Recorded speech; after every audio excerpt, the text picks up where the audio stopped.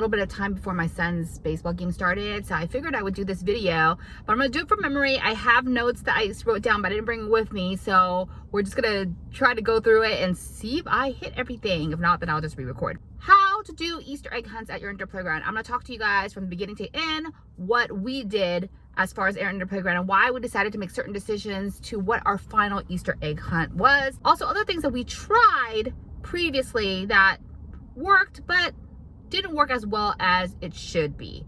Okay, so first off, let's talk about when to plan your Easter events. I recommend planning any special event that you have probably about 2 months in advance. That's the best time to kind of start announcing your events, getting people prepared for it, especially those major events, because then you have more opportunity to be able to sell out the tickets. You know, we want to make sure that we sell out every event that we have, because every time you sell out your event, you maximize your profit, right? The more tickets you sell, the less expensive certain items are going to be, and that way you make a little bit more profit after every event. Okay, for Easter, we usually will announce it probably about 6 weeks in advance on our website, and as you guys know, I use Square as my website, so that way I can post my event and people buy tickets that way. Usually limit our Easter events probably between 20 to 30 kids. It really just depends on your play area, but we always run multiple events because our play area was a little bit smaller than maybe some of your facilities, so you might be able to hold more kids than us.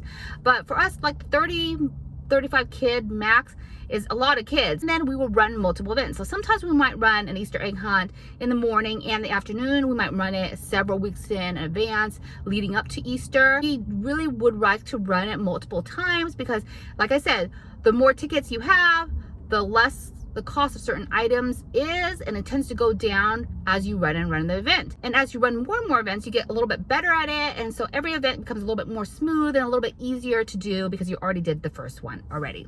Open play versus special events. You should always run an Easter egg hunt on your open play. I wouldn't make it as big as like a special event. Open play is generally going to be a smaller event. It's going to be included in the price of admission. It's going to be ran during the week usually. I usually run an Easter egg hunt during open play once or twice, just to give the regulars and just to get people the opportunity to have an Easter egg hunt without having to buy a special event ticket. It's really great for like the budget conscious mom, or just the moms that don't really care about the characters and like the big production of it all. Okay, so with open play, I would run maybe 1 or 2 Easter egg hunts leading up to the weekend of Easter, and I would do it probably in the morning. I would announce at a certain time. It'll be included in your weekly activities for that week. And I would do an Easter egg hunt, a normal one, just like one that I would normally run, and then I would also do an art and craft associated with that. But it's a much smaller event. It doesn't include a character. It doesn't include all the other fun things that a special event would have. So now with a special event, like I was saying, I would basically run it on a weekend where most parents are available and they're going to want to purchase tickets because they're looking for some things for their kids to do. Usually it's going to be 25 tickets per event. I might run 3, maybe 4 Easter events. Now, does the Easter Bunny have to come to all the events? Not necessarily. We have done Easter events where it's other characters that were not the Easter Bunny. So we might do a princess Easter event, we might do a superhero Easter event, and then we might do 1 or 2 major ones where it includes the Easter Bunny. Okay, you'll want to contact character companies way in advance. That way you know that those characters are available. Or you can be like us, where we buy the costumes for the characters, and that way we just have a staff that dresses up in the costume and we know that they're available. Now, it really just depends.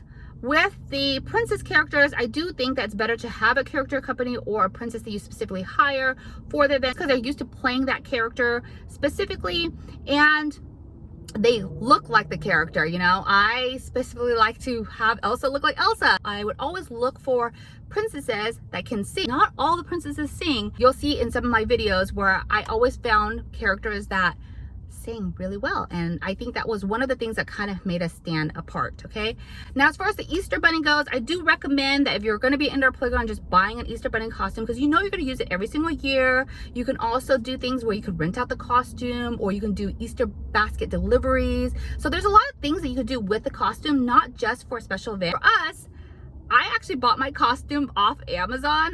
Did it look exactly like the picture? No, but it was still good enough just to run a event.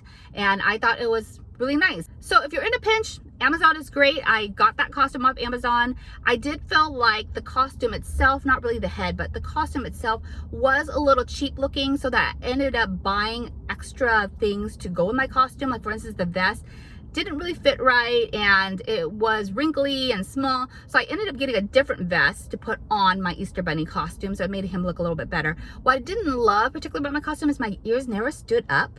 They were kind of like this, and they, you know, they flopped and stuff when they jumped and stuff like that. But I do think that if you get a more expensive costume, because you know this is an investment, this is something you're going to use all the time, and like I said, if you're going to use your Easter bunny for other things, like for instance, you're going to use your Easter bunny for basket deliveries, or you know, just renting out to events to your local businesses or something like that for extra revenue, then I definitely recommend getting a more expensive costume. Now, where to get those costumes, I give you a lot of different things to look for when looking for a professionally made costume in my ebook.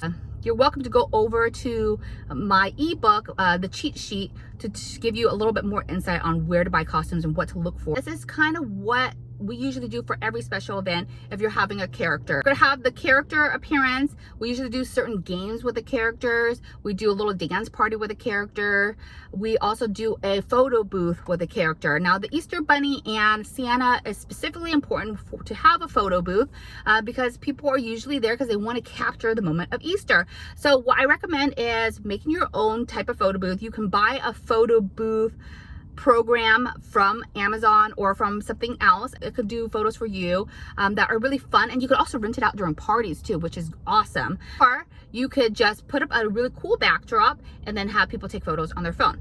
Now, here's the thing. I don't recommend getting those backdrops that are like kind of cheap. Like you usually get them for like for $20 or less off of Amazon. They just don't look that nice in photos, okay? They're really great. I recommend them for birthday parties. As far as a photographer and me, and if I were to recommend a backdrop for you guys, I would go with Kate backdrops. They have tons of different designs, ton of different Easter options, and I always recommend them for your Christmas stuff. You can refer back to some of my Christmas videos to talk a little bit more about the Kate backdrop and why they are so amazing. They're fabric, they don't wrinkle, and they just look really amazing in photos, whether it be on an iPhone or a professional camera. I also recommend investing in lighting too, especially if you're placing the backdrop in kind of a dark area, and that way people can take photos and it looks really, really great.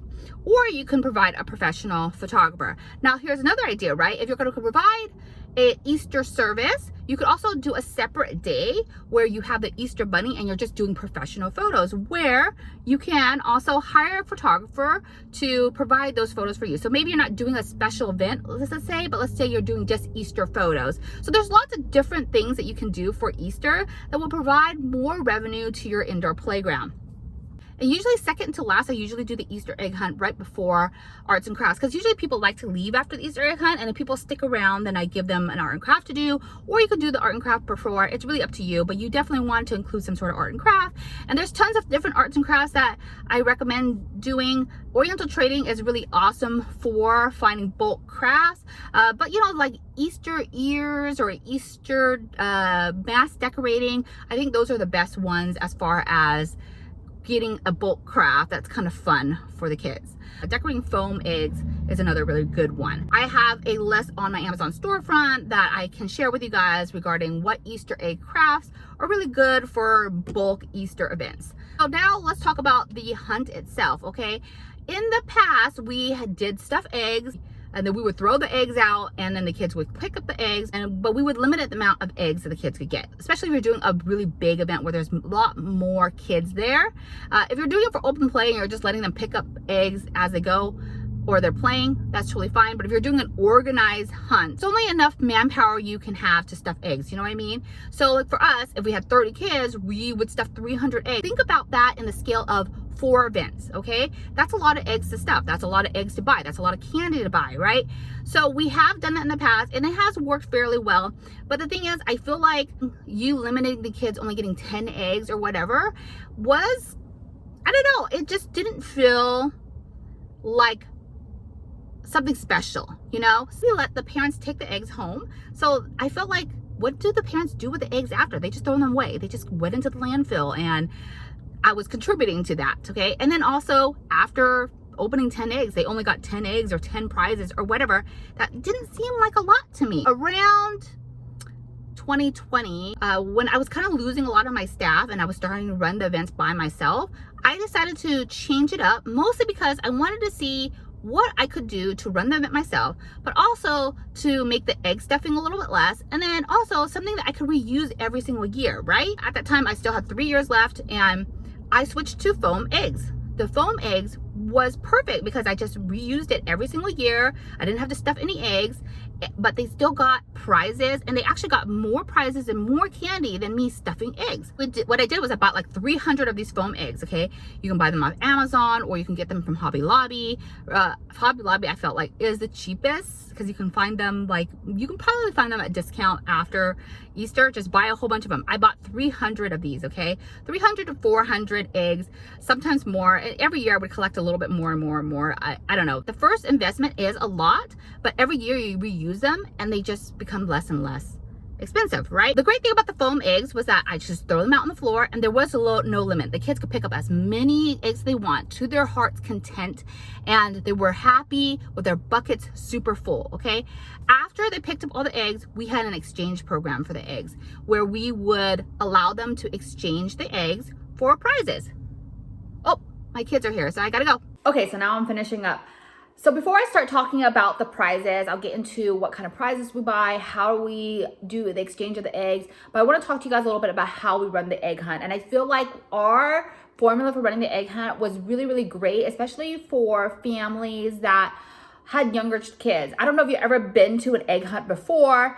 Obviously, you guys probably have, but the egg hunts can be kind of crazy, don't you think? Like, I feel like sometimes it leaves kids in tears. The little ones don't always get a lot of eggs, and it just makes me sad sometimes. So the way that we always have ran our egg hunts was that we would split the kids up into two groups. So we have the 3 and under kids and then the older kids. And we asked all the kids to get off the play floor for one.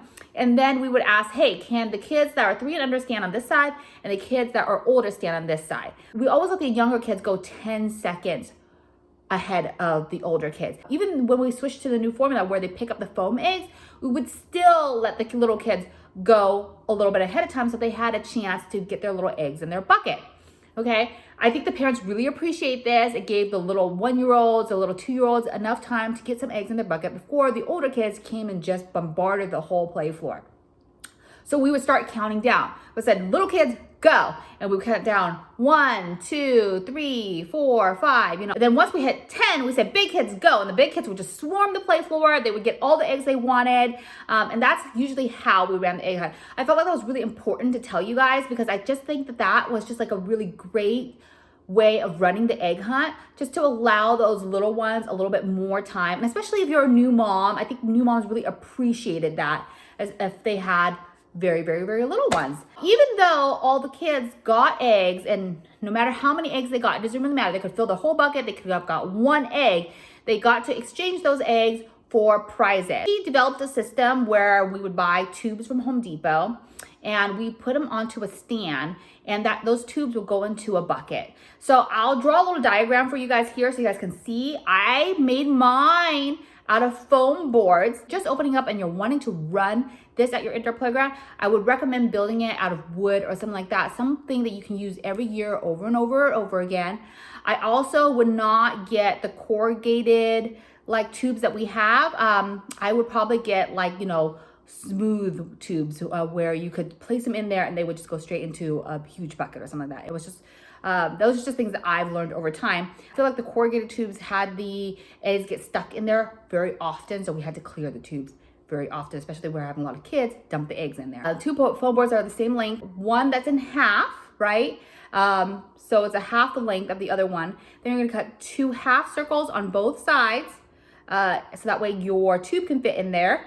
And you're gonna want to do a center T, right? So that way it could like make it stable, and then 2 side pieces that are also like you could either do half pieces or 1/4 of a piece of a foam board. And then I just taped it all together. But like I said, just use this diagram very roughly and maybe build your own out of wood or something more stable if you're gonna use it every single year. So now let's get into prizes, okay? So we always did a lot of candy. I think Easter is so awesome because you can buy tons of different variety of candy, but you could also buy like chocolate bunnies and stuff for really cheap.